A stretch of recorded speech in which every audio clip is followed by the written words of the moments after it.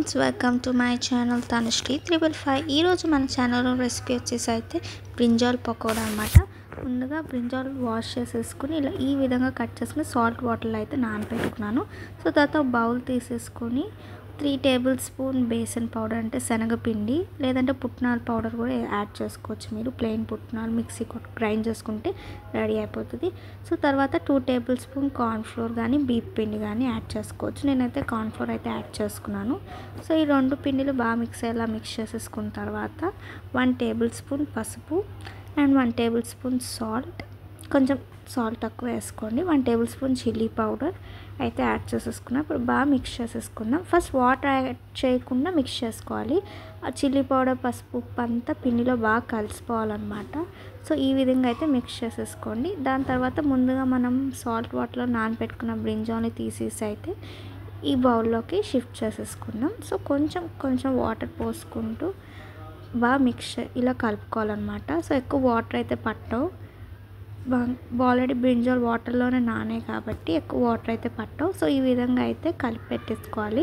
మన పకోడా మిక్చర్ అయితే రెడీ అయిపోయింది. సో ముందుగా ఆయిల్ హీట్ చేసుకుని చాలా తక్కువ ఆయిల్లో ఫ్రై చేసుకుని డీప్ ఫ్రై బాగా అవుతుంది అనమాట.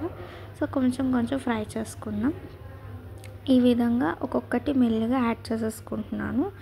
సో మీరు కూడా ఇలా ట్రై చేసి చూడండి, చాలా బాగుంటుంది టేస్ట్ అయితే. సాంబార్, రసం ఏం చేసినా పక్కన సైడ్ డిష్కి చాలా బాగుంటుంది అనమాట. ఉత్తిగా స్నాక్స్ కింద కూడా చేసుకోవచ్చు.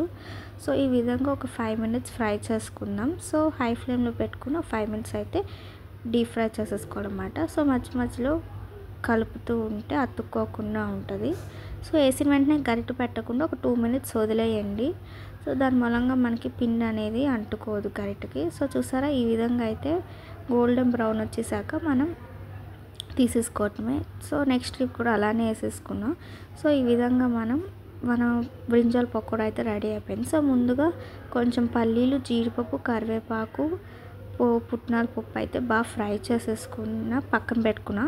సో మనం డిష్ అవుట్ చేసేసుకునే ముందు గార్నిష్గా అలా వేసేసుకుని జస్ట్ ఇలా మిక్స్ చేసుకుంటే మన బ్రింజాల్ పకోడా అనేది రెడీ అయిపోయింది. సో చూడండి ఎంత క్రిస్పీగా చాలా బాగుందో. సో అక్కడక్కడ పల్లీలు, జీడిపప్పు తగులుతాం మూలంగా ఇంకా చాలా టేస్ట్ అయితే బాగుంటుంది. సో మీకు కూడా నచ్చినట్టయితే మీరు కూడా ట్రై చేసి నాకు కమెంట్ చేయండి. Thank you so much for watching. Bye.